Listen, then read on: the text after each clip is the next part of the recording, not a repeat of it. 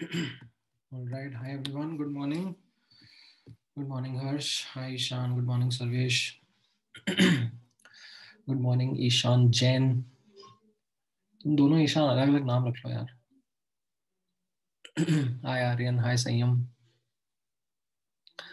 All right, good. So I think you guys are successfully able to manage the duration of the lectures, like get it reduced to now 1.5 hour. पहले 2.5 घंटे का था, फिर 2 घंटे का करा, अब 1.5 घंटे का लेक्चर कर दिया तुम लोगों ने. हाँ हाँ, मतलब अभी 1.5 घंटे में we will have to be quite fast in terms of covering a concept in itself. वरना ऐसा होगा कि स्टार्टिंग के 10 मिनट बातें करने में निकल जाएगा, एंड के 10 मिनट क्या करने में निकल जाएगा.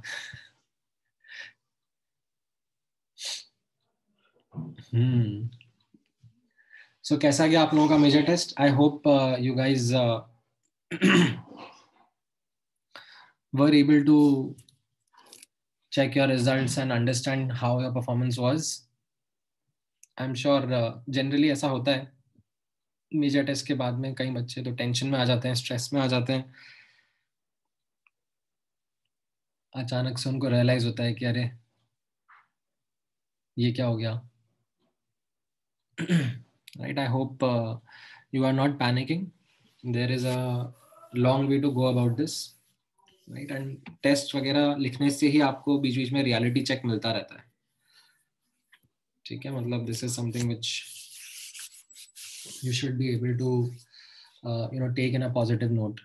एंड आई थिंक मेंस का तो रिजल्ट आ गया है आप लोगों का. मेंस के मार्क्स एंड रैंक वगैरह सब अपलोड कर दिए हैं पनीशा पे. एडवांस का बाकी है. आई थिंक एडवांस का आने में टाइम है अभी. Correct.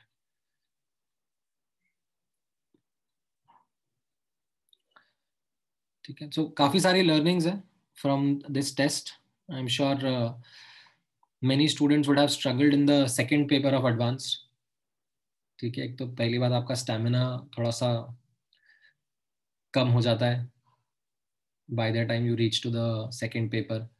Also, like you start you would be also like exposed to this format, like the number of ये इस साल के JEE 2020 के पैटर्न पर बेस्ड मेजर टेस्ट था जिसमें इंटीजर टाइप न्यूमेरिकल क्वेश्चन ज्यादा पूछे गए थे. राइट, सेकंड पेपर में सिंगल चॉइस तो था ही नहीं कुछ भी. इट वाज आइदर वन और मोर देन वन चॉइस और न्यूमेरिकल और integers. Right, so no elimination based techniques, no guesswork. You had to really put in a lot of effort into scoring in paper 2. But ठीक है, इस तरीके से ही धीरे धीरे you will be getting used to this examination.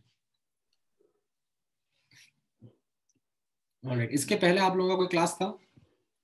like इसके पहले you had physics और maths? Alright. Physics का था. ठीक है, तो उसमें भी इतना ही कम स्ट्रेंथ था क्या? like around 30 odd students या थोड़े से बढ़ेंगे?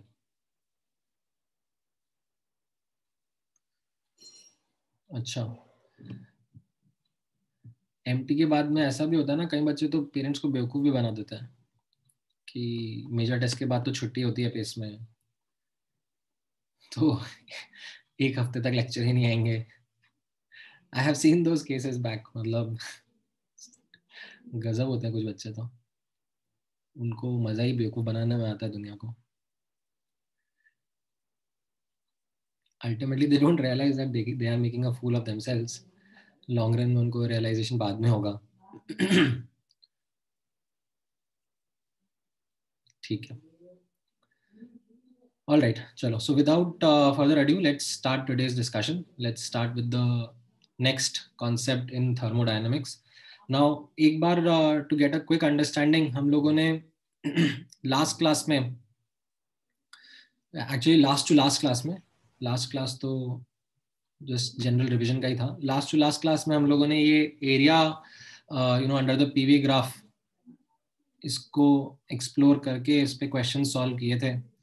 And we were able to understand how reversible and irreversible processes are to be represented on graphs, and how the area under those graphs has to be used to calculate the work done. Okay.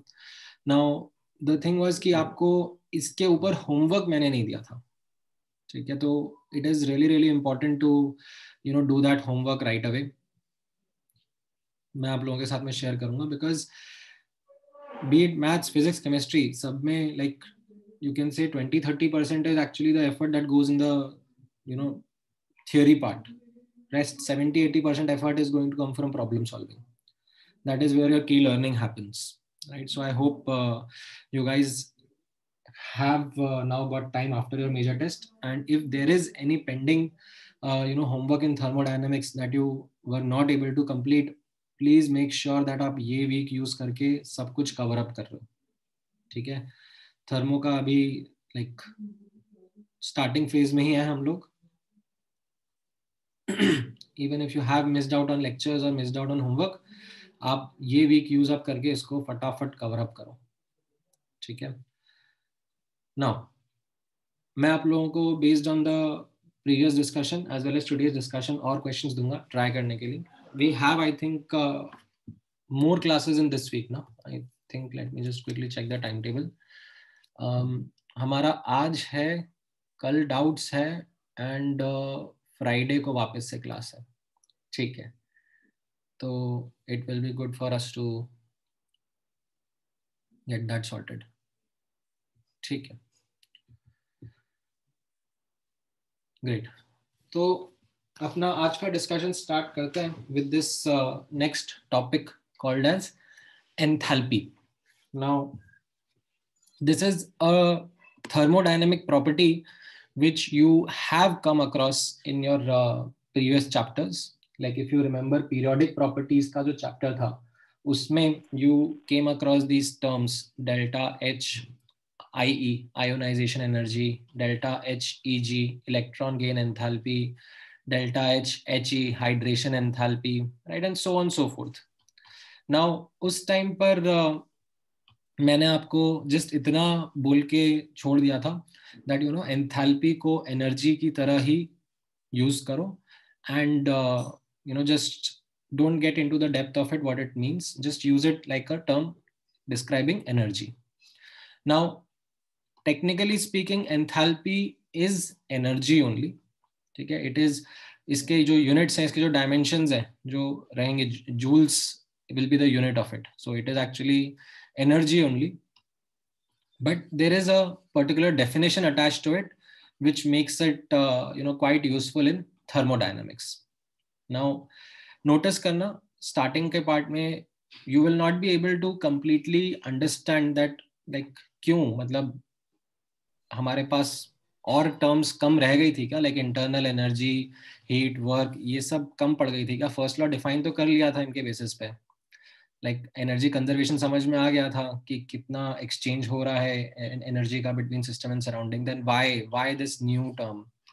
Now not just this term, there are some other terms also which get described in this chapter, and the primary idea behind designing these thermodynamic terms, behind defining these thermodynamic terms, is convenience.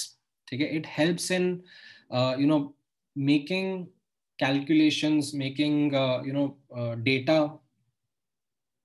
be easily accessible and available, ठीक है? अब ये एक ऐसी चीज है जो कि स्टूडेंट्स नहीं कनेक्ट कर पाते हैं when they are like reading enthalpy for the first time, ठीक है? इनफैक्ट जब मैंने भी ये पहली बार पढ़ा था तब मुझे भी समझ में नहीं आया था कि भाई मतलब ये क्या है, मतलब क्यों डिफाइन करा है. बस डिफाइन कर दिया था, मैंने भी फॉर्मूलाज याद कर लिए थे और उनको क्वेश्चंस में अप्लाई करना सीख लिया था, ठीक है? जो एक अप्रिसिएशन होता है कि अच्छा इसीलिए बताया गया था, इसीलिए बनाया गया था, वो चीज इतना इजीली स्ट्राइक नहीं करता है. It in fact happens in your second और थर्ड आइटरेशन ऑफ थर्मोडायनेमिक्स. जब आप दोबारा इस चैप्टर को रिवाइज करते हो, देखते हो, maybe third time, then you start appreciating the fact कि अच्छा this is the reason why enthalpy was designed और डिफाइंड. तो अभी फर्स्ट आइटरेशन में, ठीक है, I will try to emphasise the idea behind its design, but हो सकता है that you don't really get the concept, and that's absolutely fine. Maybe we will keep it in notes, maybe in future when you reread these things you would be able to connect these dots, ठीक है? अच्छा, अब notice करना how we define enthalpy. So enthalpy, represented by the symbol capital H, is a thermodynamic property which describes, ठीक है, यहाँ पे notice करना, which describes the heat content of the system under constant pressure conditions. Now, इसके पहले हम लोगों ने इंटरनल एनर्जी का डिस्कशन किया था, ठीक है. इंटरनल एनर्जी का एक डेफिनेशन तो मैंने आप लोगों को सिखाया था, right? What was the core definition of internal energy? Does anyone remember what internal energy meant?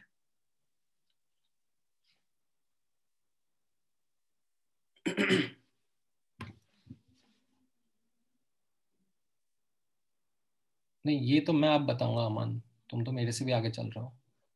पहले जो बेसिक डेफिनेशन मैंने बताया था इंटरनल एनर्जी का वो तो बताओ.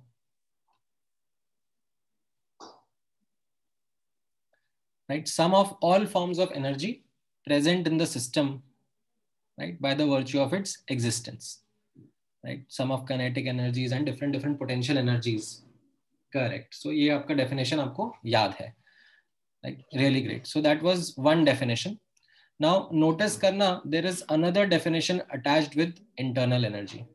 What is that definition? ध्यान से notice करना. After understanding first law of thermodynamics, delta U is equal to Q plus W.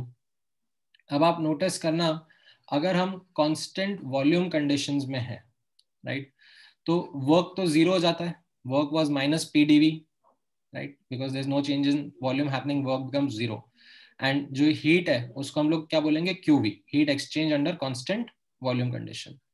तो यहां से भी एक और डेफिनेशन आता है हीट एक्सचेंज का, सॉरी इंटरनल एनर्जी का. दैट इंटरनल एनर्जी, ठीक है, is representing the heat content of the system under constant volume conditions. तो अगर कोई प्रोसेस हो रहा है उसमें कांस्टेंट वॉल्यूम कंडीशंस में क्यूवी हीट एक्सचेंज हो रही है, रिलीज हो रही है, अब्सॉर्ब हो रही है, तो that will bring in the same change in the internal energy of the system. ठीक है, तो इसको कैसे डिफाइन कर दिया? Internal energy is the net heat content of the system under constant volume condition. ठीक है, now this was the second definition. However अब आप नोटिस करना, हम लोग अब बात कर रहे हैं एंथैल्पी की, जिसका डेफिनेशन रहेगा it will be the net heat content of the system under constant pressure conditions. ठीक है, so delta H will be equal to QP, heat exchanged under constant pressure conditions. Now ऐसा क्यों रहेगा, ये हम लोग डिफाइन इस तरीके से करेंगे. आप नोटिस करोगे, मैं थोड़ी देर में बताने वाला हूं कि हम लोग मैथमेटिकली एंथैल्पी को कैसे डिजाइन करते हैं जिससे कि ये रिजल्ट आता है. ठीक है, अब ऐसा हम क्यों करते हैं? ठीक है, why did we introduce this new property, this new way of capturing heat content of the system under constant pressure conditions? तो वो आप नोटिस करना. जनरली कांस्टेंट वॉल्यूम प्रोसेसेस रहते हैं तो उसमें heat exchanged is equal to the change in internal energy, right. जैसे for example मान लो यहाँ पर एक प्रोसेस हो रहा है. ठीक है, अभी तक तो खैर प्रोसेस मैंने आपके सामने सिंपल आइडियल गैस के लिए है. ठीक है, like we have taken up ideal gas, उसको हीट करा है, कंप्रेस करा है, all that thing has been done. But there is that's not the only thermodynamic process. Even a chemical reaction happening is a thermodynamic process. तो यहाँ पे मान लो मैंने सोडियम मेटल वाटर में ऐड करा. ठीक है, सोडियम मेटल वाटर में ऐड करा एंड उसकी वजह से ये रिएक्शन हुआ. तो ये रिएक्शन भी अपने आप में एक थर्मोडायनेमिक प्रोसेस है. अब इस रिएक्शन को अगर मैं कांस्टेंट वॉल्यूम कंडीशन में कर रहा हूँ, राइट, देन उसके साथ एसोसिएटेड हीट एक्सचेंज को मैं क्यूवी बोलता हूँ. ठीक है, and that will be equal to the change in internal energy of the system. ठीक है, जो भी ये सिस्टम है मेरा पूरा, उसकी इंटरनल एनर्जी का चेंज ये रिप्रेजेंट कर देगा. ठीक है, वैसे ही अगर मान लो यही रिएक्शन, ठीक है, मैं एक ऐसे वेसल में कर रहा था जो कि कांस्टेंट प्रेशर कंडीशंस में ऑपरेट कर रहा है. कैसे? एक पिस्टन लगाया हुआ है जो कि मूवेबल है, right. So internal pressure external pressure हमेशा सेम रहेगा, वॉल्यूम चेंज हो सकता है. तो इस सिचुएशन में भी ये रिएक्शन हो रहा है, और इस रिएक्शन में अब जो हीट एक्सचेंज होगा वो कहलाएगा QP, heat exchange under constant pressure conditions, right? And this will be equal to my first law, you know that it is equal to delta U minus W. अभी थोड़ी देर में मैं इसको बता दूंगा that it will be also equal to delta H, change in enthalpy. ठीक है, ये कैसे मैं लेके आऊंगा ये मैं आपको थोड़ी देर में समझाता हूँ. ठीक है. Now why do we do this? Why do we define this like delta H property? Is because more often, ठीक है, the thermodynamic processes that we observe around us are happening under constant pressure conditions. Like for example lab में आप एक solution दूसरा solution mix करते हो और कुछ रिएक्शन होते हैं, कोई एसिड बेस न्यूट्रलाइजेशन रिएक्शन हो रहा है या कोई प्रेसिपिटेशन रिएक्शन हो रहा है या कोई आप टेस्ट वगैरह कर रहे हो, तो वो सब ओपन वेसल में हो रहे होते हैं, राइट. एक सोल्यूशन दूसरे सोल्यूशन मिला है, सो आप कांस्टेंट प्रेशर प्रोसेसेस पे हो रही हैं वो चीजें, राइट. आपकी बॉडी के अंदर कुछ like chemical reactions occur ho rahe hain, right? So it is all happening under constant pressure conditions only. So these are, you know, more common situations, more common conditions under which thermodynamic processes around us happen. So in order to, you know, simplify our understanding of heat exchanges during constant pressure processes, we designed this thermodynamic property called as enthalpy. Okay, to capture the heat exchanged under constant pressure conditions as a change in a state function. ठीक है, ये जो enthalpy रहेगा ये state function रहेगा, वो मैं आपको बताता हूँ कैसे. We designed this thermodynamic property called as enthalpy. अब नोटिस करना इसका डिजाइन कैसा है. The design of this thermodynamic property, ठीक है, it is a well thought through design. ठीक है, ऐसा नहीं है कि किसी दिन कोई साइंटिस्ट अचानक नींद से जागा और उसको स्ट्राइक हो गया कि अरे H is equal to U plus P भी कुछ होना चाहिए था, जब सपने में आया उसके. Like they analyzed these thermodynamic parameters and then they, you know, reverse engineered this property, that इसको अगर हम इस तरीके से define करेंगे इस thermodynamic property को, it will come in really handy. So they came up with this definition of enthalpy, that H is equal to U plus PV. Now U is a state function, P is a state function, V is a state function. तो इनके combination से जो हमारा enthalpy बना वो भी state function हो गया. ठीक है, दैट मींस जो चेंज इन एच रहेगा it will not depend upon the path taken, it will only depend upon the initial and the final state. ठीक है, this will be a very important property that we are going to exploit later. Now अब notice करना along with this description, ठीक है, along with this जो मैंने यहाँ पे येलो में हाईलाइट करा है, sometimes you know there are these definitions that you know are also described. ठीक है, that how can we say or how can we define H? H is internal energy plus like P into V. ठीक है, and इस P into V को लोग इस तरीके से भी रीड करने की कोशिश करते हैं, P into V minus 0. ठीक है, that V minus 0 means that initially there was nothing. ठीक है, and then we had you know the system of volume V. ठीक है, so this kind of you know gives an idea that this is you know maybe the work done to bring in the system into existence. ठीक है, the system initially from nothing came to V volume by pushing the surroundings at a pressure P. ठीक है, however this is not really an accurate description. ठीक है, you find this in some blogs, some books here and there, but it isn't. ठीक है, especially तुम्हारे लिए अमानी है, it isn't an accurate description of you know enthalpy. This is an interpretation you can say, but it isn't the accurate definition. Now coming back, okay, coming back to our mathematical description of enthalpy, H is equal to U plus PV. This is the way in which we start describing or defining this thermodynamic property. अब notice करना वैसे तो हम लोग U का भी absolute value नहीं निकाल सकते हैं, राइट? यू रिमेंबर हम लोगों ने बात किया था दैट इंटरनल एनर्जी का absolute value can not be calculated.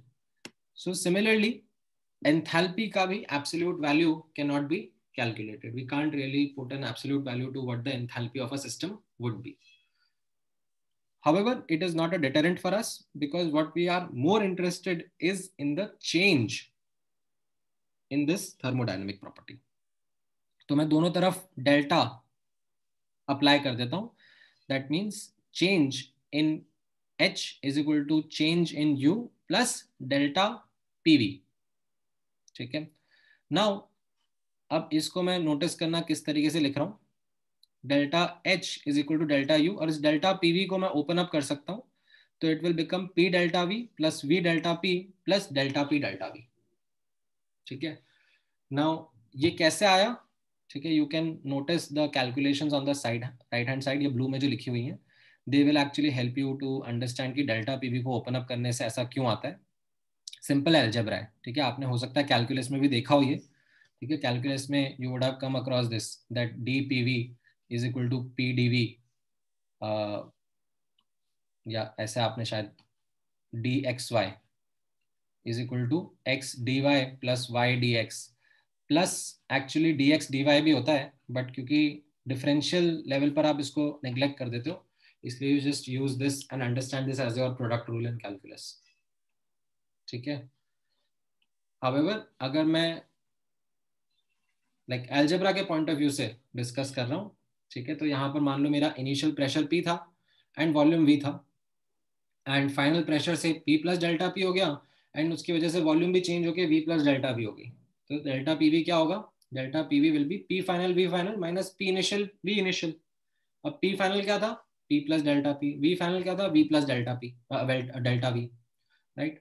And उसको मैंने यहाँ पे सब्स्टिट्यूट करा, ब्रैकेट ओपन अप करे, तो यहाँ पे देख लो मेरे सामने क्या बचेगा. Delta PV will be equal to P delta V plus V delta P plus delta P delta V. ठीक है. हाँ, in case delta P delta V are very small as compare to P and V.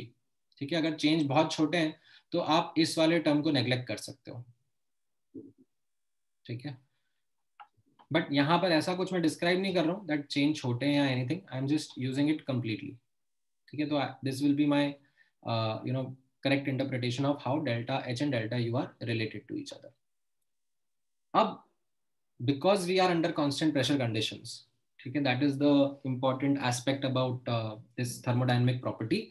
जब हम इसको design कर रहे हैं तब हम लोग कांस्टेंट प्रेशर कंडीशंस यूज करना चाह रहे हैं, बट ऐसा कंपल्शन नहीं है कि सिर्फ और सिर्फ कांस्टेंट प्रेशर कंडीशंस में ही डेल्टा H डिफाइन होगा, राइट. ये चीज आप लोगों ने इंटरनल एनर्जी के साथ में नोटिस करा था.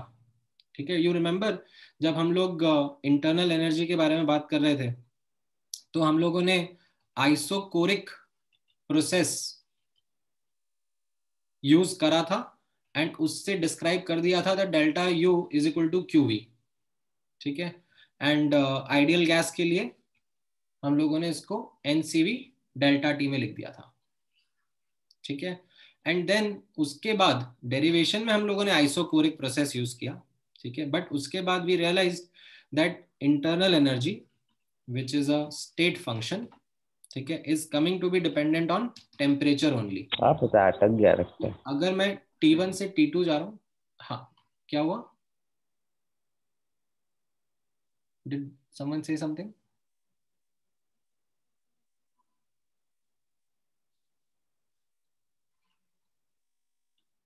सो जैसा मैंने आपको बताया था दैट T1 से T2 हम लोग जा रहे हैं, तो T1 से T2 अब मैं आइसोकोरिक जाऊं कि आइसोबेरिक जाऊं कि एडियाबैटिक जाऊं, रिवर्सिबल जाऊं, इरिवर्सिबल जाऊं, डजंट मैटर. मेरा delta U depends only on the change in temperature and the result is NCV delta T. तो उसी तरीके से आप यहाँ पे नोटिस करना, मैं एंथैल्पी को डिफाइन करने के लिए, डिस्क्राइब करने के लिए, डिराइव करने के लिए कांस्टेंट प्रेशर कंडीशंस यूज कर रहा हूँ. ठीक है, but once I am done with that, once I have got the result in front of me, I can use it to use it in other processes also. ठीक है. हाँ अच्छा, सर्वेश का क्वेश्चन है sir H is equal to U plus PV का proof क्या है. ठीक है. द आंसर इज सर्वेश, ये डिजाइन करा जा रहा है, ये डिफाइन करा जा रहा है इस तरीके से कि I am choosing to describe a thermodynamic variable called as enthalpy which is to be designed and defined in this way. ठीक है. तो it is like a starting point for you. ठीक है. हाँ, अब इससे फायदा क्या हो रहा है वो मैं आपको बता रहा हूँ कि हमने इस तरीके से डिफाइन कर दिया है. ठीक है. उससे आप नोटिस करो कि फायदा क्या हो रहा है. So when we are talking about delta H, तो नोटिस करना कांस्टेंट प्रेशर कंडीशंस में डेल्टा एच क्या टर्न आउट हो रहा है, ये डेल्टा पी के टर्म जीरो हो जाएंगे कांस्टेंट प्रेशर कंडीशन में, एंड ये पी डेल्टा वी बचेगा, and P delta V is equal to minus of work done, right. And delta U minus W by first law of thermodynamics, you know it is equal to Q. So what we understand is that delta H is the heat exchanged under constant pressure processes. ठीक है. This is applicable for all systems and processes like be it ideal gas, real gas, solid, liquid, reaction, कोई सा भी thermodynamic process हो उसके लिए ये result applicable रहेगा. And from here we get this definition, we get this description that enthalpy change or enthalpy is the net heat content of the system under constant pressure conditions. ठीक है. Now अब notice करना, because जैसा मैंने बताया आपको u, p and v these are state functions, h is also a state function. ठीक है. Absolute value of u cannot be determined, तो absolute value of h can also be is also not determined. ठीक है. Then अब notice करना ये जो delta H is equal to QP है आइडियल गैस के लिए. ठीक है. QP क्या होता है, NCP delta T, right. So यहां पर I got the result for delta H of an ideal gas, that delta H is equal to NCP delta T.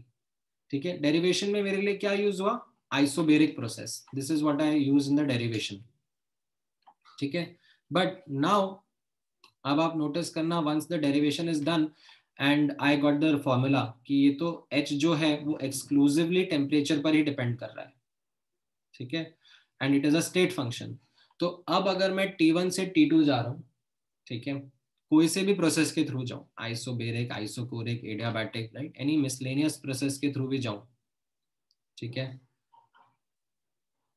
My change in enthalpy is going to be NCP delta T. ठीक है.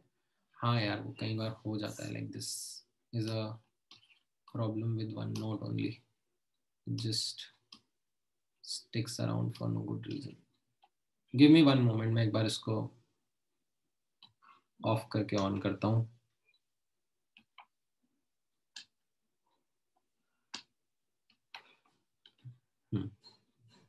Sir वो messages गलती से गया, sorry वाले वो messages जो plus वाले गए ना वो गलती से गए. मैसेजेस जो गलती से गए कौन से वाले में, अच्छा अच्छा अच्छा, हाँ हाँ ठीक है, it's okay, I understand now. इतना पार्ट समझ में आया आपको, एंथैल्पी डिफाइन कैसे करा जाता है एंड उसका मैथमेटिकल रिजल्ट क्या रहेगा हमारे लिए. ठीक है. जो मैंने आपको बताया ना कि क्यों डिफाइन करा जाता है उसका अप्रिसिएशन आई डोंट थिंक अभी आपको होगा, because it takes time to be able to appreciate why this was defined in this way, but at least for now you understand this new thermodynamic property called as enthalpy. ठीक है. Its definition that it is the net heat content of the system under constant pressure conditions. ठीक है. QP is equal to delta H, and it is how is it derived, उसके लिए उसका mathematical definition like जो मैंने यहाँ yellow में highlight करा हुआ है, H is equal to U plus PV, and then you take delta on both the sides, you come up with the answer that delta H is equal to QP. ठीक है. So delta H is equal to QP is applicable for all systems and all processes. ठीक है. Now अब specially ideal gas के लिए मैं बात कर रहा हूँ, ठीक है। ये तो मैंने सबके लिए बता दिया कि ये सब सिचुएशंस के लिए एप्लीकेबल है फॉर्मूला, ठीक है। आइडियल गैस के लिए जो क्यूपी होता था वो क्या होता था, एनसीपी डेल्टा टी, ठीक है। फॉर आइडियल गैसेस, कोई भी आइडियल गैस हो उसका हीट कैपेसिटी आप यूज करोगे, उसके मोल्स यूज करोगे एंड डेल्टा टी नोटिस करोगे उसका, तो आपका आंसर आ जाएगा that delta H change in enthalpy is equal to NCP delta T. And now you can see that it is dependent exclusively on temperature.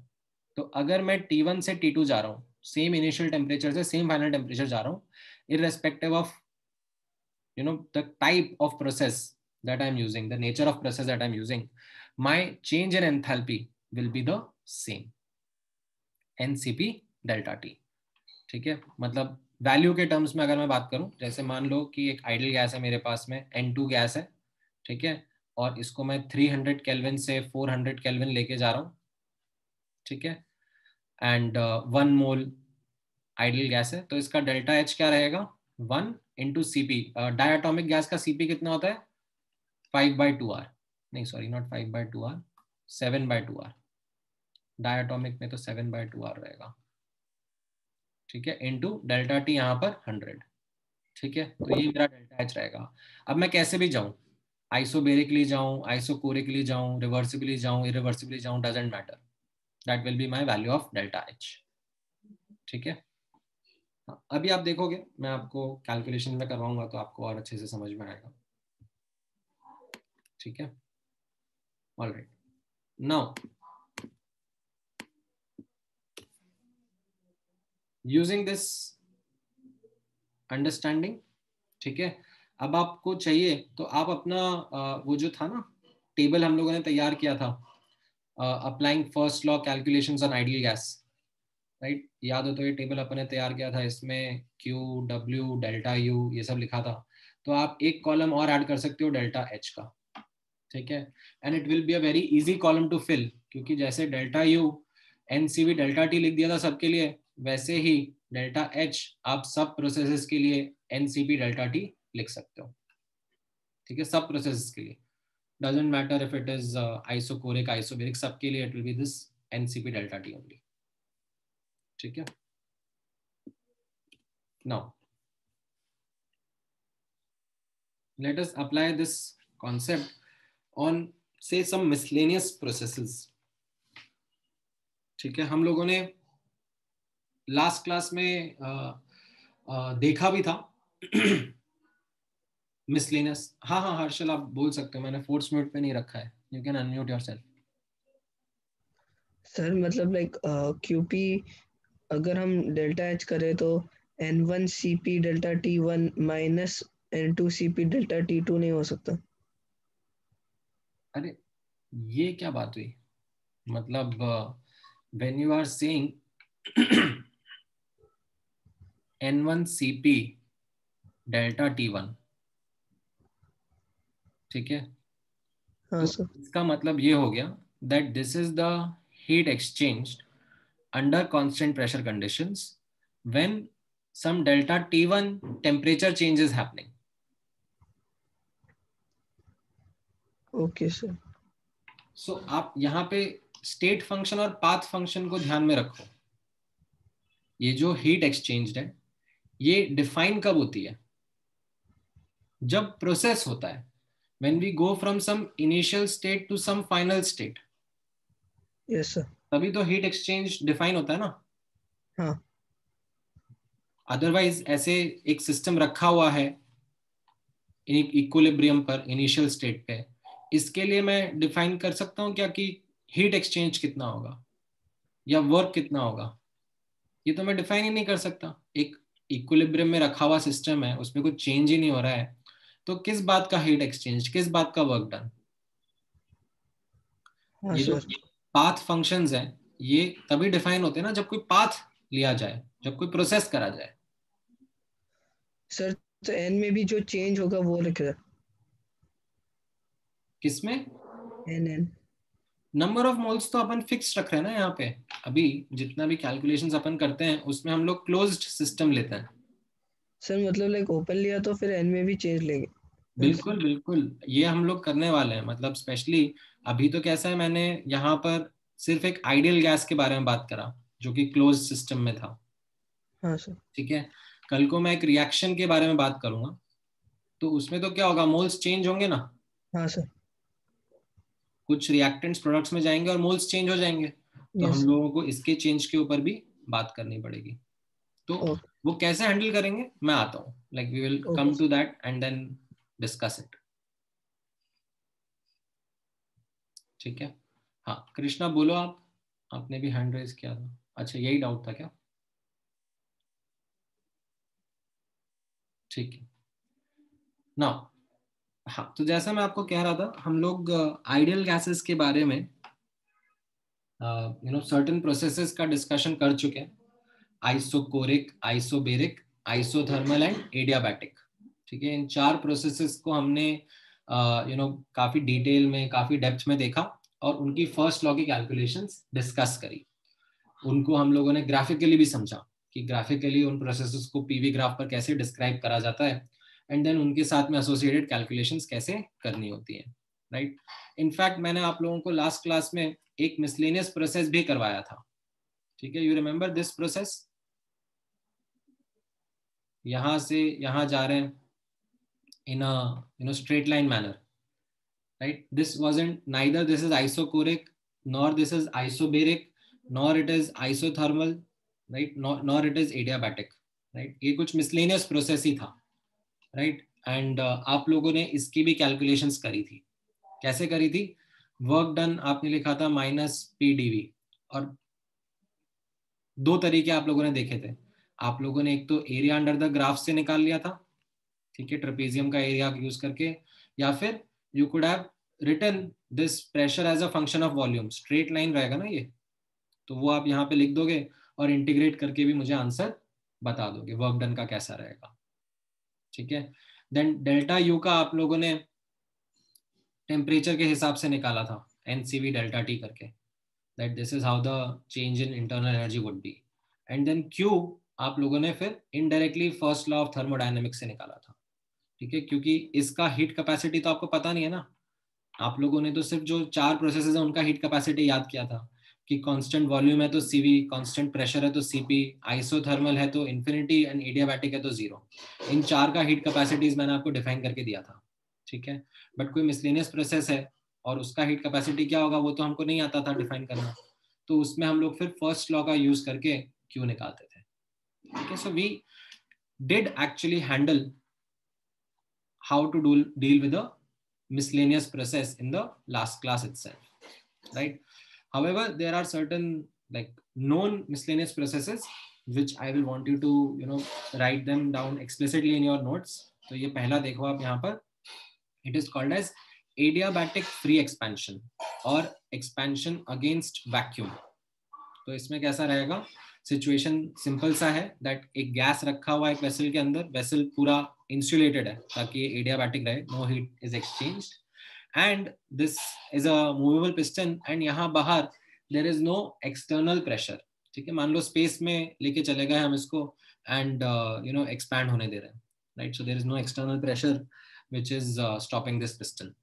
तो ये process irreversible nature का रहेगा, राइट? क्योंकि इसमें सिस्टम सराउंडिंग इक्विलिब्रियम में आएंगे ही नहीं, ये चलता रहेगा प्रोसेस। ठीक है, significant changes are going to happen. Now इसका फर्स्ट लॉ का कैलकुलेशन कैसा रहेगा, Q is 0 because it is adiabatic in nature। ठीक है, what about work done? Work done का हमारा बेसिक फॉर्मूला होता है that work done is equal to -P external dV।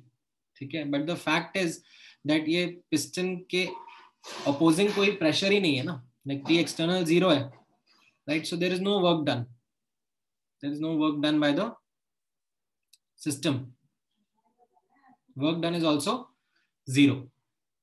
ठीक है, and by first law of thermodynamics if we talk about delta U, ठीक है, delta U is equal to Q plus W, which we then do the calculation of, comes out to be 0 only.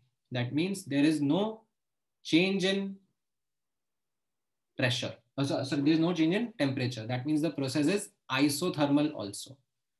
Delta H is also zero, NCP delta T, यहाँ पे delta T zero है, तो मेरा enthalpy में भी कोई change नहीं आ रहा है। ठीक है, absolute value of enthalpy zero नहीं है संयम, delta H is zero, change in enthalpy is zero.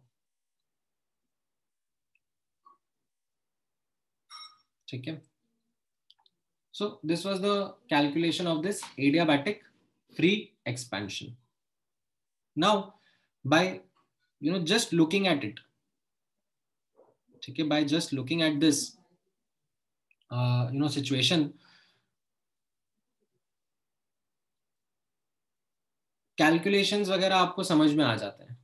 ठीक है, कि Q जीरो है, वर्क जीरो है, डेल्टा U जीरो है, डेल्टा H जीरो है। ठीक है, but this becomes an interesting and very interesting thought experiment, that why is it the case that piston is moving at all? मतलब कोई energy exchange नहीं हो रहा है सिस्टम एंड सराउंडिंग के बीच में। ठीक है, इंटरनल एनर्जी वही की वही है, एंथैल्पी वही की वही है, right? Why isn't it remaining stationary? Why isn't it being in the same state as it is supposed to be? Why is it just moving? ठीक है, there is no energy exchange that is happening. There is no energy exchange, as you can see. Heat exchange is zero, work is zero, there is no internal energy change, there is no enthalpy change, but still this process is happening. The system is continuously expanding. This is an interesting thought experiment which actually is connected to second law of thermodynamics. ठीक है, एक trivial explanation जरूर students के दिमाग में आता है कि सर गैस है, गैस के पार्टिकल्स तो रैंडमली मूव करते हैं। ठीक है, लाइक इसका टेम्परेचर अगर 0 केल्विन होता, ठीक है, तो डेफिनेटली, ठीक है, सब कुछ स्टेशनरी रहता, but because temperature isn't 0 kelvin, ठीक है, temperature is something finite, something more than 0 kelvin, that means ये जो एटम्स हैं, जो मॉलिक्यूल्स हैं यहाँ पे, they possess kinetic energy, and because of that kinetic energy they are under motion and they are going to lead to an increase और expansion here. ठीक है, so this is actually something which will lead us to the second law of thermodynamics. Second law of thermodynamics के बहुत सारे interpretation होते हैं। ठीक है, one such interpretation is that it defines temperature का absolute scale, and it also describes the fact that 0 Kelvin is never achievable. ठीक है, that is not something which we have observed in the universe around us. ठीक है, so as such first law के हिसाब से समझ में आता है कि okay, these are the calculations, बहुत अच्छी बात है। ठीक है, एंड इसका वापस से मैं डिस्कशन आप लोगों के साथ में करूंगा जब हम सेकेंड लॉ ऑफ थर्मोडायनेमिक्स पे आएंगे। ठीक है, हाँ, वैक्यूम यहाँ पे हम लोगों ने इसलिए रखा हुआ है so that there is no external pressure, since there is nothing to work against, like the work done is 0 only.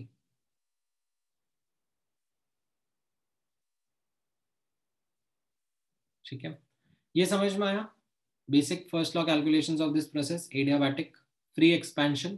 ठीक है, फ्री एक्सपेंशन या एक्सपेंशन अगेंस्ट वैक्यूम। ठीक है, वर्ड्स का ध्यान रखना, क्वेश्चंस में वर्ड्स यूज हो जाते हैं, फ्री एक्सपेंशन या फिर एक्सपेंशन अगेंस्ट वैक्यूम, तो आपको ये समझ में आना चाहिए what does it mean. It means that P external is 0। ठीक है, हाँ हाँ, of course it's a movable piston, massless, frictionless, ideal assume करा हुआ है।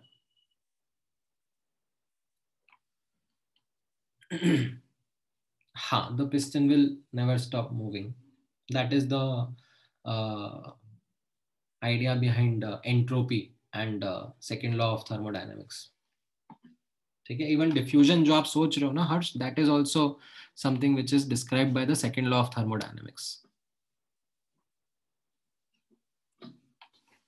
ठीक है, that why diffusion happens,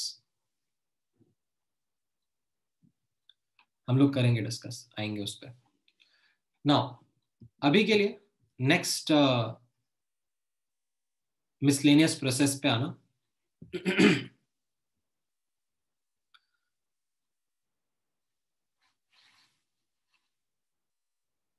reversible polytropic process. ठीक है. नहीं नहीं, सेकेंड लॉ से डेरिवेशन नहीं होता अमान. उसका डेरिवेशन तो केटीजी के थ्रू ही होता है.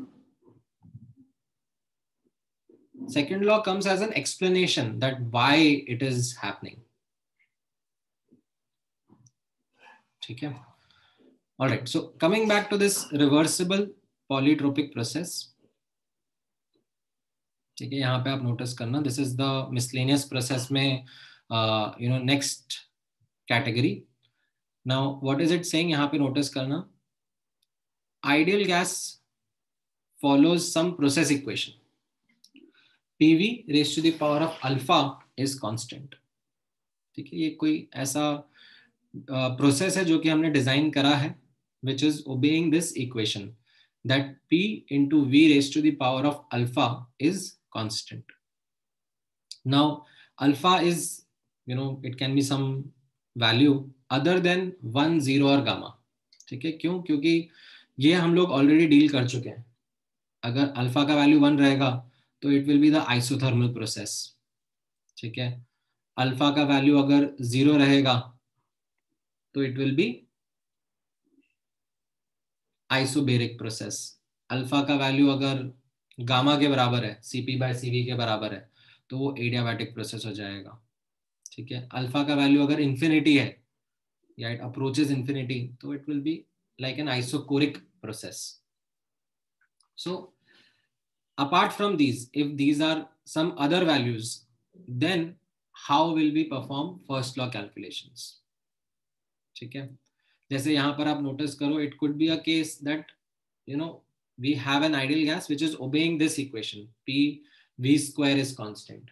P V square is constant मतलब क्या हो गया? अल्फा की वैल्यू 2 हो गई. ठीक है. या फिर we have a process in which say P by V is constant.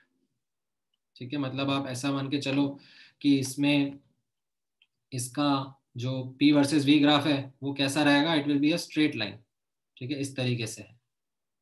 P upon V is constant. तो इसमें अल्फा का वैल्यू क्या हो गया?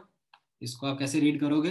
P टाइम्स V की पावर -1, यानी कि अल्फा का वैल्यू -1 हो गया. ठीक है. इनको हम सब as a miscellaneous reversible polytropic process बोलते हैं. ठीक है. अच्छा, ऐसा जरूरी नहीं है कि हर बार P और V का रिलेशनशिप मिले. ठीक है. हो सकता है आपको कुछ इस टाइप का रिलेशनशिप मिल गया, that we are doing a process with an ideal gas which is obeying this process equation. V into T की power 3 is constant. So can you tell me what will be the alpha in this case? Can you convert this into P and V का relationship and get me the value of alpha? What will it be?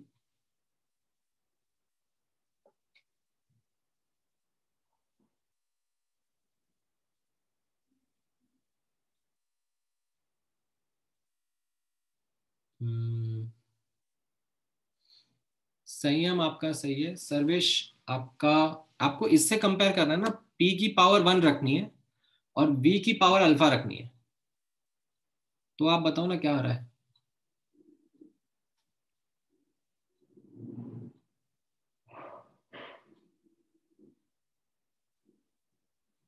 Ideal gas equation की help लो ना. along with this PV is equal to nRT तो होता ही है. तो can you now do the manipulation?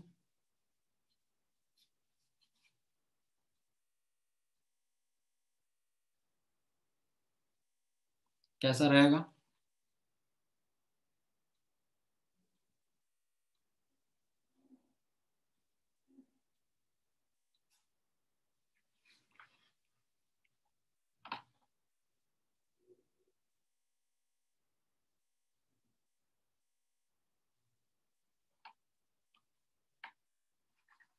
आप इसमें T की जगह, ठीक है, T की जगह आप टीवी बाय एनआर लिख सकते हो,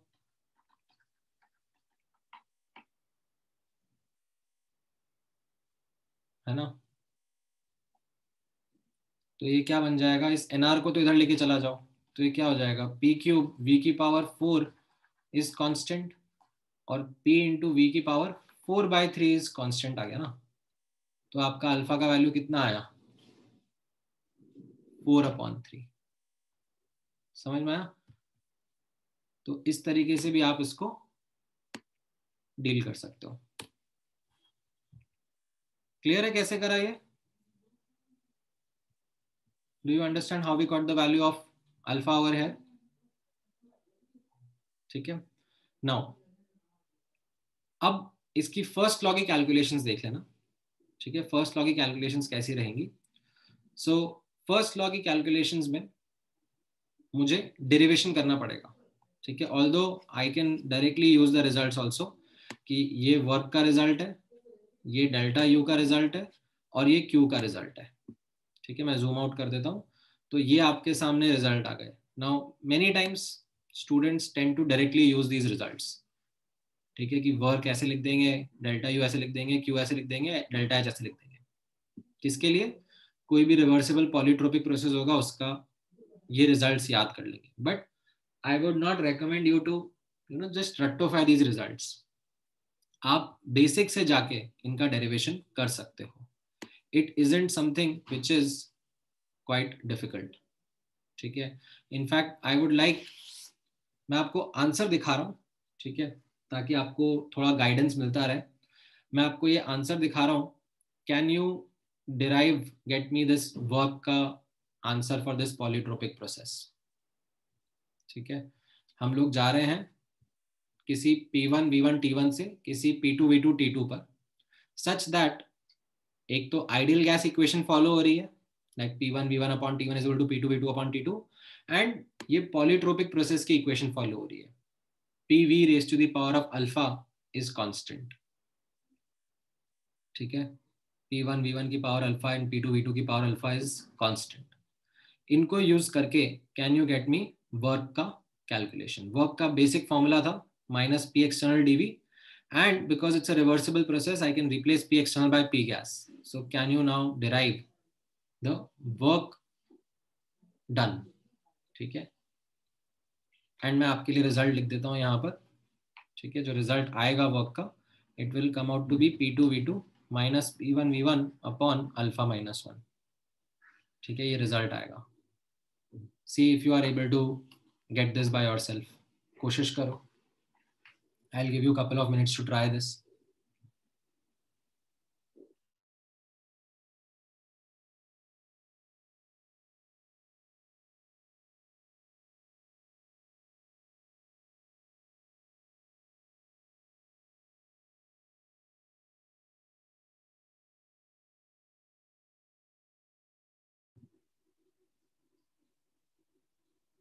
हाँ, that is also correct Sanyam. आप वैसा भी लिख सकते हो, like this is also equal to NR T2 minus T1 upon alpha minus 1।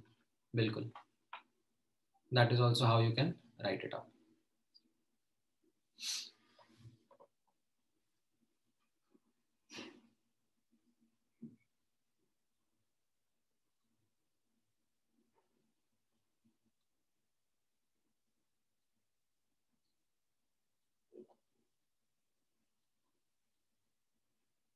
बाकी लोग भी कोशिश करो।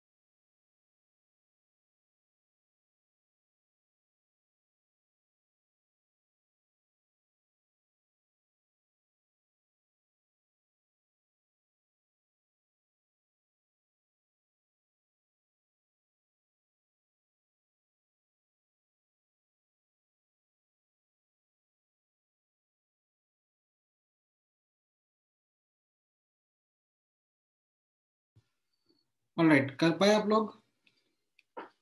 कैसे डिराइव करना है?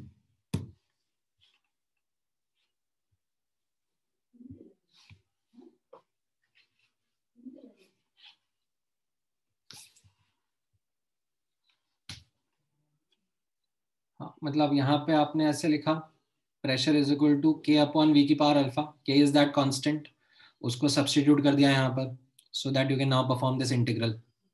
ठीक है, अब आप ये इंटीग्रल परफॉर्म करने के लिए जाओगे तो 1 अपॉन वी की पावर अल्फा का इंटीग्रल आपको करना आता ही है। इट विल बिकम वी की power minus alpha plus 1 upon minus alpha plus 1 and the limits will be from v1 to v2, right. अब आपने लिमिट्स भी डाल दी, राइट। ये के अपॉन, ये माइनस साइन को इधर अंदर ले लिया, तो के अपॉन अल्फा माइनस 1 ये तो बाहर आ गया, फिर आपने लिमिट्स डाल दिया, ये हो गया v2 अपॉन v2 की power alpha minus v1 upon v1 की पावर अल्फा। ठीक है, अब आपने वापस से जो ये रिलेशनशिप था pv raise to the power of alpha, इसको यूज करा। ठीक है, ये जो k था इसको ब्रैकेट के अंदर ले लिया, एंड k अपॉन v2 की पावर अल्फा को आप p2 लिख सकते हो। सिमिलरली k अपॉन v1 की पावर अल्फा को आप p1 लिख सकते हो, राइट। तो you got the answer of work done as p2 v2 minus p1 v1 upon alpha minus 1। ठीक है, and p2 v2 minus p1 v1 can be written as nr t2 minus nr t1, right. Ideal gas equation pv is equal to nRT में, तो pv को nRT लिख दिया, तो nRT2 minus nRT1 हो गया, तो ये nR delta T upon alpha minus 1 ऐसे भी लिख सकते हो आप, राइट। समझ में आया डेरिवेशन? आप एडियाबैटिक का भी ऐसे ही कर सकते थे, ठीक है, ऑल्दो हम लोगों ने इस तरीके से इंटीग्रेशन नहीं करा, बट उसमें भी आप इस तरीके से इंटीग्रेशन करके एडियाबैटिक का भी वर्क डन का रिजल्ट निकाल सकते थे। एडियाबैटिक का वर्क डन का रिजल्ट क्या आता था? p2v2 minus p1v1 upon gamma minus 1, या फिर nr delta T upon gamma minus 1, ये एडियाबैटिक के केस में आता था। ठीक है, तो उस इसी लाइंस पे उसका भी डेरिवेशन था इसी। अब रहा सवाल डेल्टा यू का, तो delta U is n C v delta T, right.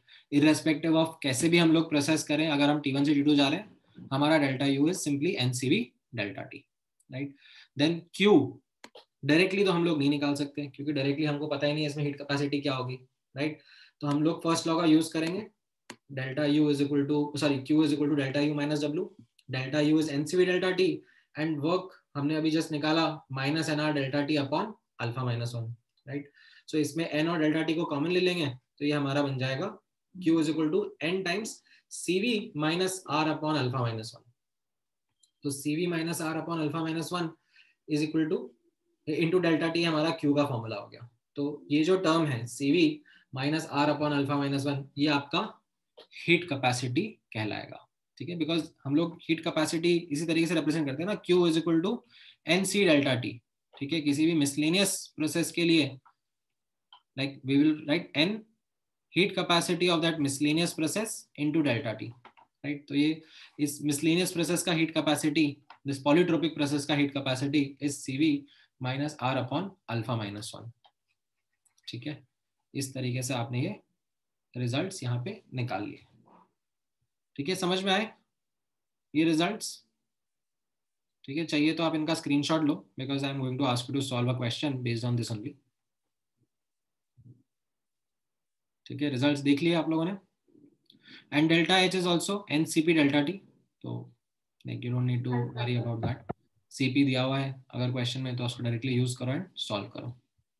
ठीक है, अब let me ask you this question, एक minute, let me remove the answers first, just give me a moment। अच्छा, रिमूव नहीं है, ठीक है। हाँ, इसका इस क्वेश्चन का आंसर बताओ मुझे, क्या रहेगा, कैसा रहेगा?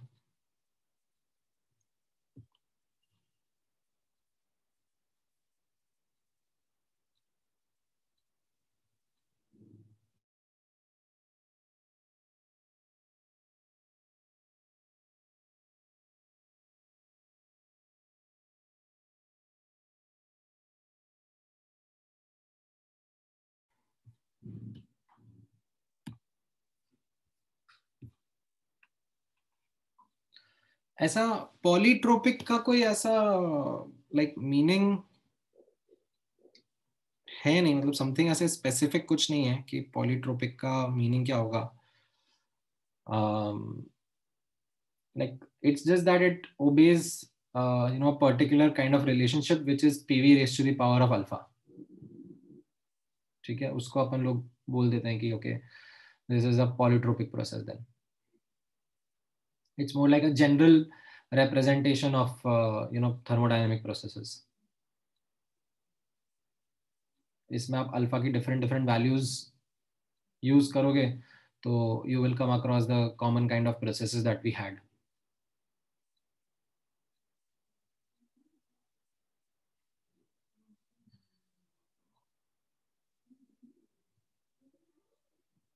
ठीक है,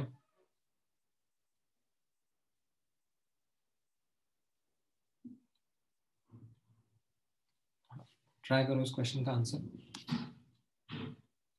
हाँ, मोल्स कांस्टेंट है, मोल्स नहीं चेंज हो रहा है ना, वो तो क्लोज्ड वेसल के अंदर हो रहा है सब कुछ.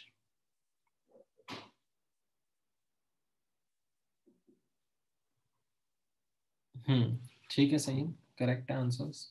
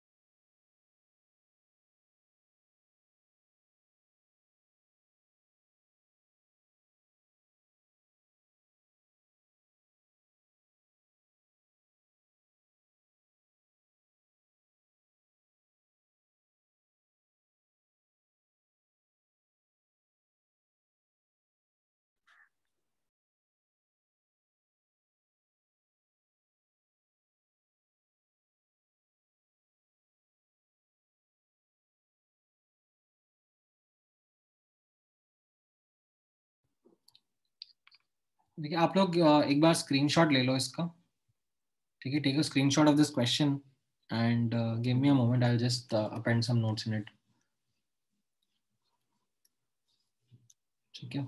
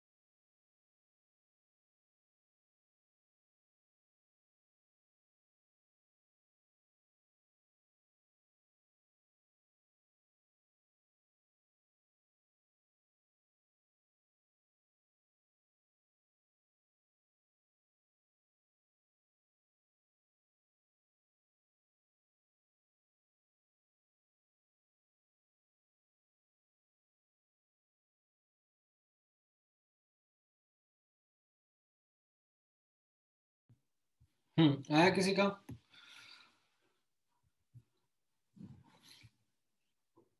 फर्स्ट पार्ट का आंसर.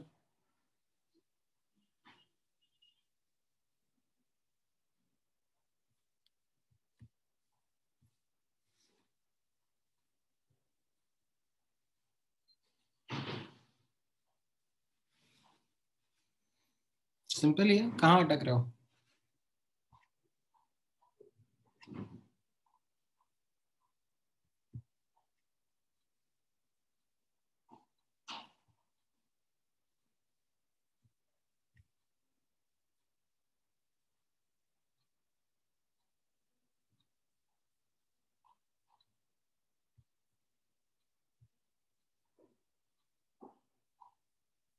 टेम्परेचर, आप अपना सिंपल प्रोसेस फॉलो कर रहे हो, सिस्टम आइडियल गैस है, प्रोसेस रिवर्सिबल पॉलीट्रोपिक है, and you are neatly segregating the information that is given and that is being asked. So initial moles, initial pressure, initial temperature दिया हुआ है and final pressure बताया गया है, right? So final temperature, final volume क्या रहेगा वो हमें प्रोसेस इक्वेशन से निकालनी है. तो एक process equation PV P upon V constant है, राइट? इससे अगर मैं टेम्परेचर निकालना चाहूँ, ठीक है, वैसे तो I can do this thing कि यहाँ पे प्रेशर दिया हुआ है, टेम्परेचर दिया हुआ है, मोल्स दिया हुआ है, तो मैं इससे वॉल्यूम निकाल सकता हूँ, ठीक है. फिर इनिशियल प्रेशर, इनिशियल वॉल्यूम से फाइनल प्रेशर, फाइनल वॉल्यूम निकाल सकता हूँ, फिर फाइनल वॉल्यूम से फाइनल टेम्परेचर भी निकाल सकता हूँ, ठीक है. That is a crude way in which I can proceed with this, not really a problem. और I could use this also that P by V is constant दिया हुआ है, ठीक है, और मुझे पी इनिशियल, टी इनिशियल और P final, T final में रिलेशनशिप निकालना है, तो ठीक है, मैं P upon V is equal to constant को प्रेशर टेम्परेचर का रिलेशनशिप बना लेता हूँ. प्रेशर टेम्परेचर का रिलेशनशिप कैसा रहेगा? I replace V with nRT by P and I get that P square by T is constant. तो I will apply P initial का square upon T initial is equal to P final का square upon T final and I get the value of T final instead of getting into the calculation of volumes, ठीक है, which also is a way in which you could do, but थोड़ा सा time ज्यादा लग जाएगा. This is more like a shortcut, ठीक है. आपको जरूरी नहीं है कि अभी ये शॉर्टकट स्टार्टिंग में स्ट्राइक हो, ठीक है. These are something which strike after lot of practice. ये तो इसलिए मैंने आपको दिखा दिया कि ऐसी भी अपॉर्चुनिटीज आएंगी, बट उसके लिए प्रैक्टिस्ड होने चाहिए आप, ठीक है. देन अब आपने वर्क डन का फॉर्मूला निकाल दिया. It could be P2V2 minus P1V1 upon alpha minus 1. But rather than using this formula, क्योंकि इसमें वापस से वॉल्यूम कैलकुलेशन करनी पड़ेगी, I will use this formula NR delta T upon alpha minus 1, right? And alpha का value from this expression I know is -1. तो उसको मैं सब्स्टिट्यूट करूंगा. टेम्परेचर चेंजेस मुझे पता ही है, n का वैल्यू 1 है, r का वैल्यू 8.314 लूंगा, तो मुझे वर्क डन मिल जाएगा, ठीक है. ये करेक्ट है हर्ष आपका, ये -3.4 किलो जूल के आसपास आ जाएगा, ठीक है. Then delta U is simply NCV delta T, the age old traditional formula. तो यू नो CV, वो आप यहाँ पे अप्लाई करोगे और कैलकुलेट कर लोगे. And then you apply first law of thermodynamics to the value of Q, delta U minus W, and you get it to be -13 kilojoule something.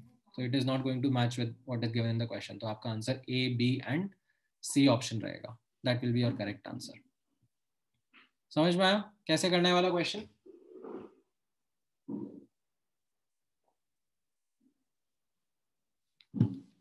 हाँ, क्या पूछ रहे हो doubt Krishna? Q is equal to delta U minus W, सही तो है?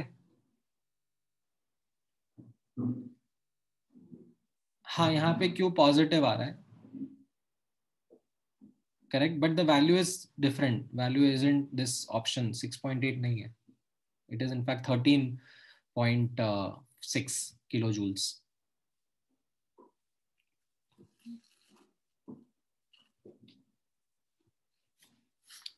ठीक है, समझ में आया? किसी को डाउट है इस क्वेश्चन में?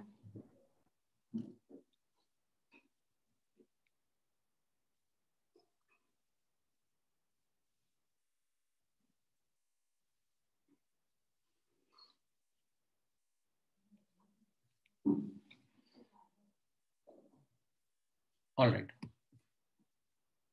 नाउ एक और कॉन्सेप्ट हम लोग सीख सकते हैं, ठीक है.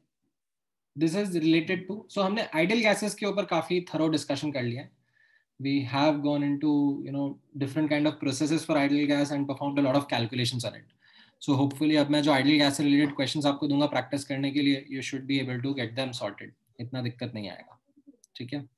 अब notice करना, let me introduce first law calculations on solids and liquids, ठीक है। अब सॉलिड्स एंड लिक्विड्स के साथ में हम खास कुछ कर नहीं सकते, ठीक है। हम लोग एक्सपेंशन कंप्रेशन जो रहेगा सॉलिड्स एंड लिक्विड्स का, ठीक है, उसके ऊपर खास कुछ कैलकुलेशन कर नहीं पाएंगे, because solids and liquids are in general they are quite incompressible in nature.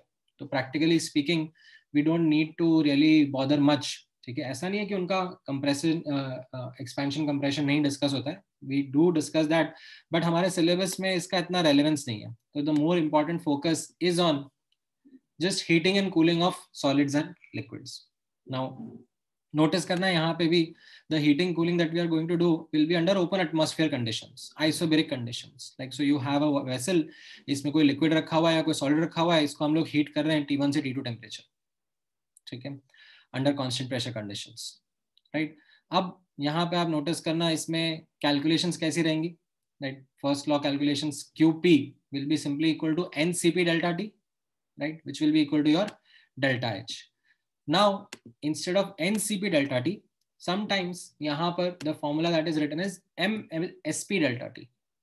तो कैसा रहता है जनरली स्पीकिंग गैसेस के लिए, ठीक है, मोल्स और molar heat capacity data easily मिलता है, ठीक है। बट सॉलिड्स एंड लिक्विड्स की मैं बात करूं अगर, तो सॉलिड्स एंड लिक्विड्स में typically mass and specific heat capacity का डेटा मिलता है, ठीक है। जैसे आपने फिजिक्स में भी कैलोरीमेट्री वगैरह करा होगा, तो उसमें आपने जैसे वाटर का या किसी ऑयल का हीट कैपेसिटी नोटिस किया होगा, तो वो कैसा रहता है, समथिंग समथिंग कैलोरी पर ग्राम या something something joule per gram per degree centigrade, like.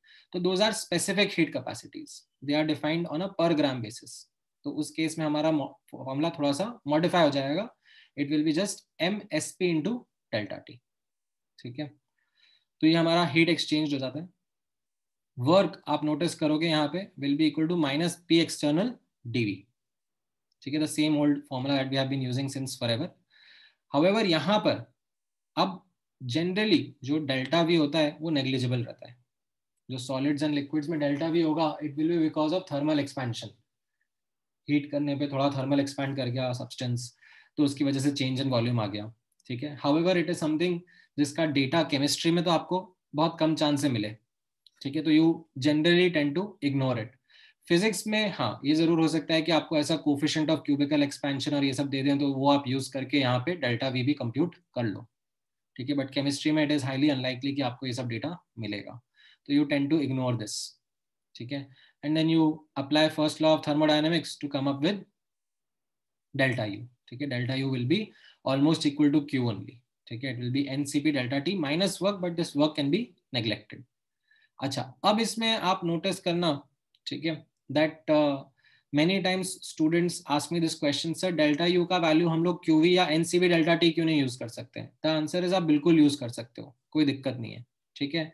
But the thing is कि सॉलिड्स एंड लिक्विड्स के लिए आपको CV का या SV का डेटा नहीं मिलता है, आपको CP या SP का डेटा मिलता है, ठीक है, जब भी आप क्वेश्चंस नोटिस करोगे। And the fact is because ये वाला जो टर्म है ये नेग्लिजिबल है, CV and CP और SV and SP are near about the same, they aren't quite different from each other for solids and liquids, ठीक है। gases में it was something which was significant because this P delta V used to be something significant, that's why we had separate calculation for QV and separate calculation of QP, but solids and liquids में दोनों interchangeably हम use कर सकते हैं, इतना कोई दिक्कत वाला बात नहीं है, ठीक है। तो ये चीज समझ में आया? एज अ नोट मैंने यहाँ पे हाईलाइट कर दिया है कि सॉलिड्स एंड लिक्विड्स के लिए CP CV ऑलमोस्ट बराबर रहते हैं, ठीक है।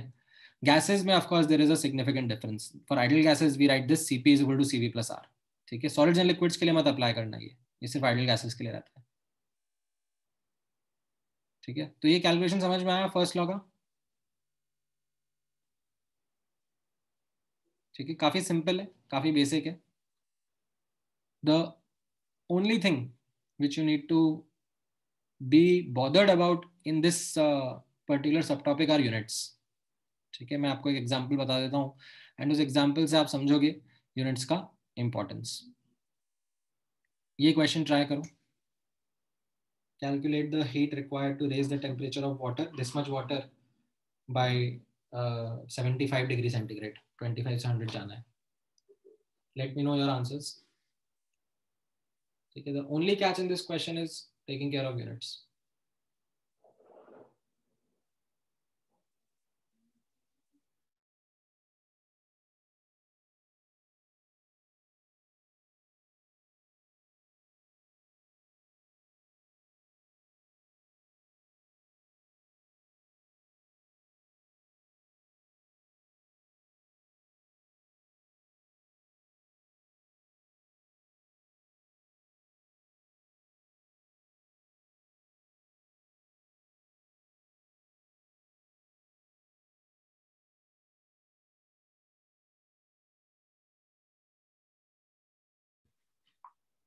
आपको हीट का आंसर मुझे जूल्स में बताना है, ठीक है, जूल्स में मुझे आंसर देना है। एंड जूल्स और कैलोरी का interconversion is 1 calorie is equal to 4.18 joules. 4.18 या 4.2 भी यूज कर लो, इट्स ओके।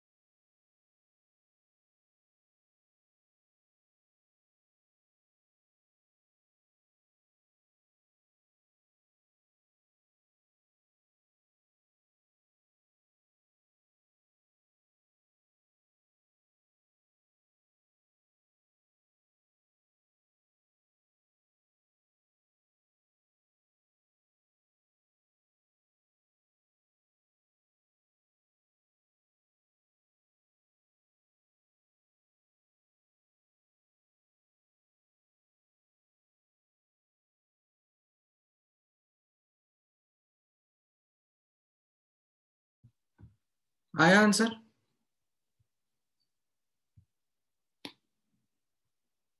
ये तो आना चाहिए भाई, इसमें क्या है, मतलब दिस इज टू इजी।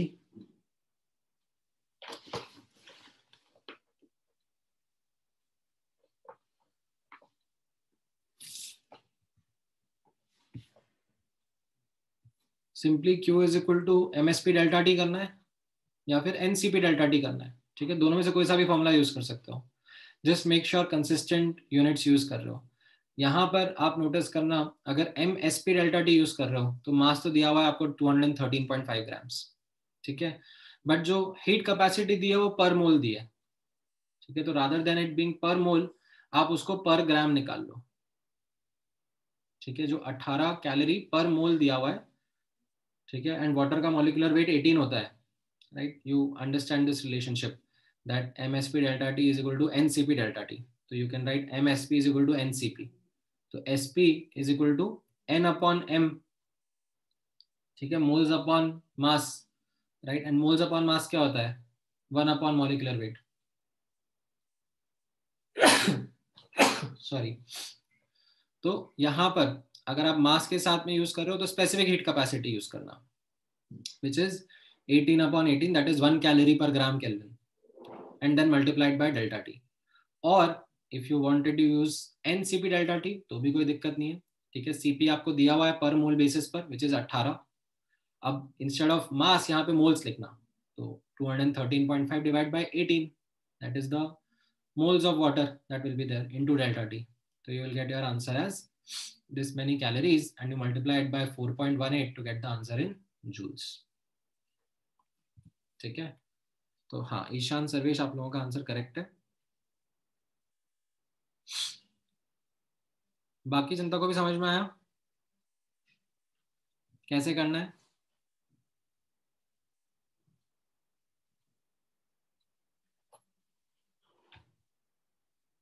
ठीक है, सिंपल सा ही कॉन्सेप्ट है। अच्छा, देन फेज चेंजेस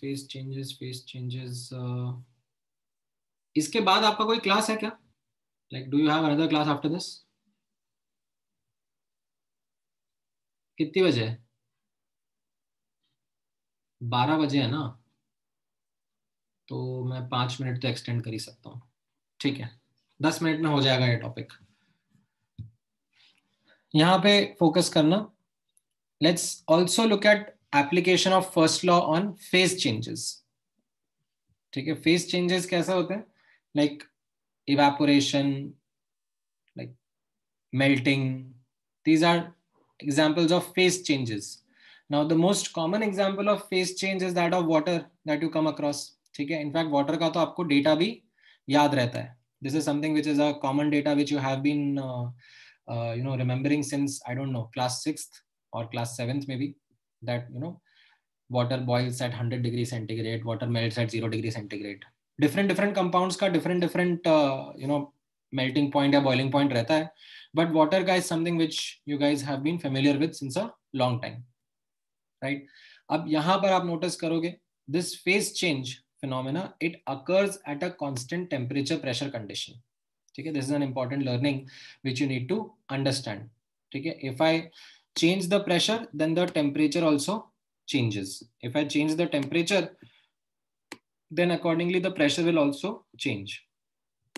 ठीक है, तो ये जो phase change होता है ये particular temperature pressure condition पे discuss करा जाता है. That means this process is isobaric as well as isothermal in nature. ठीक है, अब इसमें फर्स्ट लॉ की कैलकुलेशंस कैसी रहेंगी? ठीक है, यहाँ पे नोटिस करना फर्स्ट लॉ की कैलकुलेशंस कैसी रहेंगी. Let me take the basic formulas first in front of you. यहाँ पर QP, ठीक है, this will be the heat exchanged because it is happening under constant pressure conditions, and that can be also equated to delta H, the change in enthalpy of this system. Work का basic formula minus P external delta V या minus P external d V रहेगा. ठीक है, and delta you हम लोग indirectly निकालेंगे. ठीक है, don't use this interpretation of delta U that delta U is equal to NCV delta T. ये गड़बड़ हो जाएगा. This is not something which is happening here. यहाँ पर ऐसा ये वाला फॉर्मूला क्यों नहीं हम लोगों को यूज करना है? That despite the fact the process is isothermal, ठीक है, टेम्परेचर चेंज नहीं हो रहा है, but still there will be change in internal energy. Can anyone point out why will there be change in internal energy even if temperature isn't changing?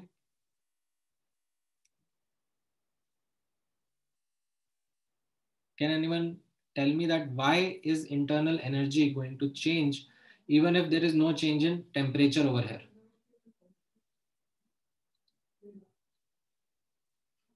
मतलब you guys are pointing in the right direction, but the correct answer would be changes in potential energy happening. ठीक है, kinetic energy का change नहीं होगा यहाँ पर, क्योंकि water, let's say मैं बॉइलिंग का एग्जांपल डिस्कस कर रहा हूँ.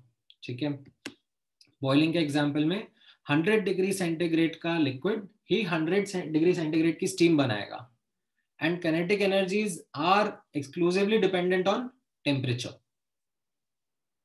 ठीक है, तो यहां पर, ठीक है, नोटिस करना, यहां पर the change that happens is primarily in the potential energy,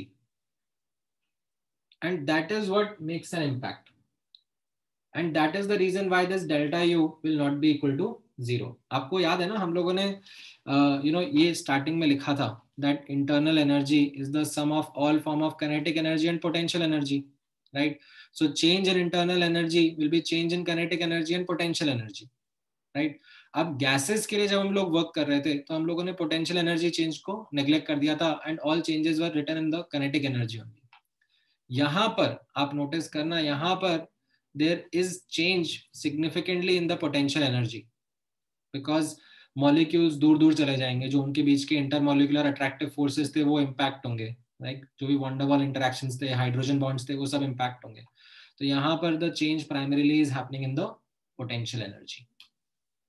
ठीक है, तो अब पोटेंशियल एनर्जी के चेंजेस तो आपको निकालने आते नहीं है.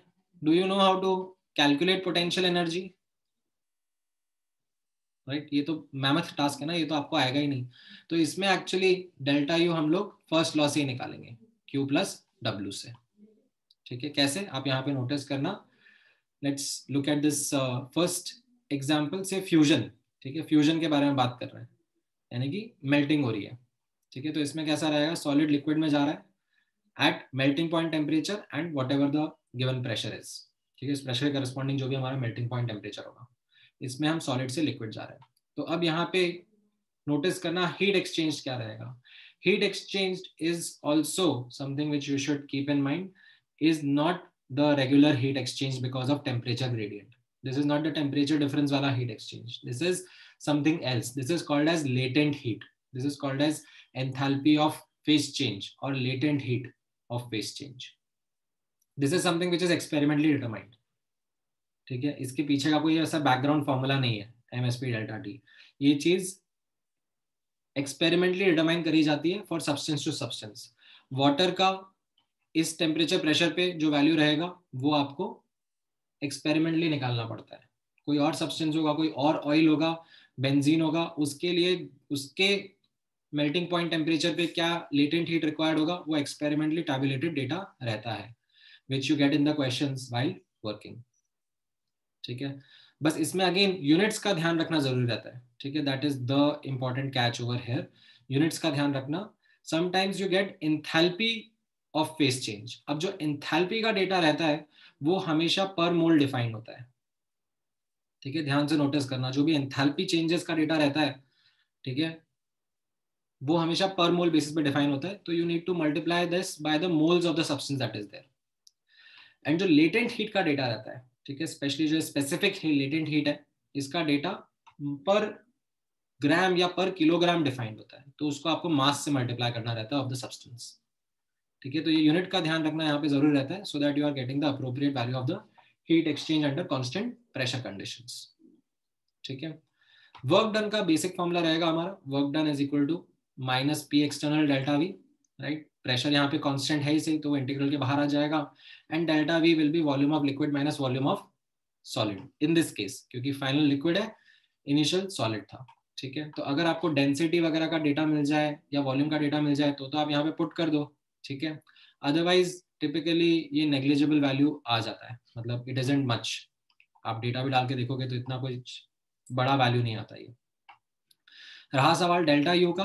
राइट, तो this is something which I just explain to you guys, that despite the process being isothermal, delta U isn't zero. The change in internal energy is happening because of the potential energy changes. Right, now the potential energy changes aren't something which you can directly compute. So this is where the first law of thermodynamics comes to your help, that you can write delta U as equal to Q plus W. आप Q का formula लिखो, work का formula लिखो, यहाँ पे substitute करो and you get the answer of delta U. ठीक है, ये वाला पार्ट समझ में आया. फ्यूजन का कैसे करना है कैलकुलेशन, इसमें किसी को कोई डाउट है? Anything you would want to ask और अंडरस्टैंड?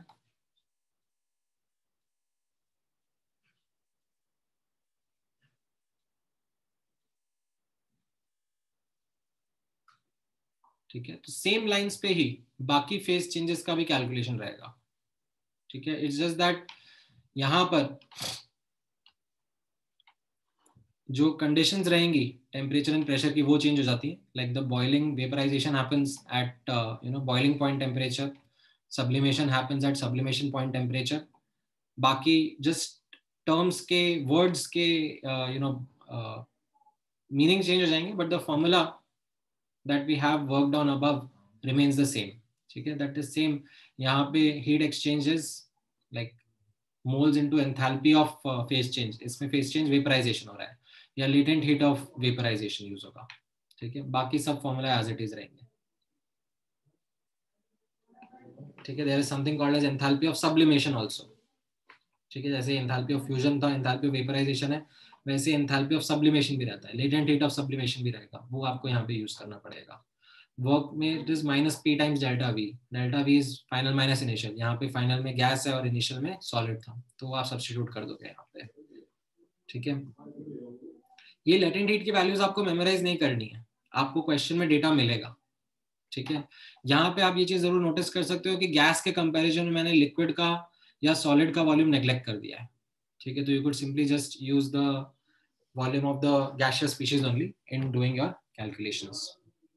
ठीक है, मे बी मैं एक दो क्वेश्चंस और कराऊंगा इसके ऊपर आपको नेक्स्ट क्लास में, तो you will get a better hang of it कि ये फेज चेंज का कैलकुलेशंस कैसे करना रहेगा.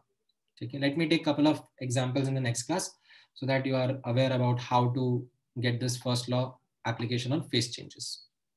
ठीक है, थ्योरी के पॉइंट ऑफ व्यू से इतना ही रहता है. सर हाँ बोलो. सर फ्यूजन केस में आप जरा ऊपर स्क्रॉल कर सकते. हाँ सर. say the वर्क में volume of liquid minus volume of solid दोनों भी स्मॉल है तो निगलेक्ट कर सकते हो। अगर देखो डेटा मिल जाता है क्वेश्चन में तो पुट कर दो, हाँ सर, अगर नहीं मिलता तो निगलेक्ट कर दो। तो फिर 0 आएगा। हाँ मतलब क्लोज टू 0 रहेगा, मतलब अगर डेटा भी मिलेगा ना, जैसे मैं आपको क्वेश्चन कराऊंगा, इनफैक्ट थोड़ा सा टाइम और रहता तो मैं क्वेश्चन कराता, उसमें आपको मैं ये डेटा पुट कराता और आप देखते कि ये बहुत ही छोटा वैल्यू आता है। बुकलेट में क्वेश्चन है एक्चुअली उसके ऊपर, मैं कराता हूँ आप लोगों को। ठीक है, चलो आज के लिए इतना डिस्कशन काफी है। I will share with you the homework which you need to do as early as possible. ठीक है,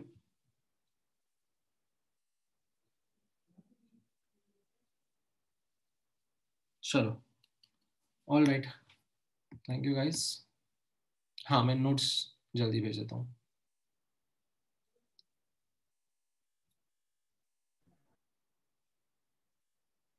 ऑल राइट।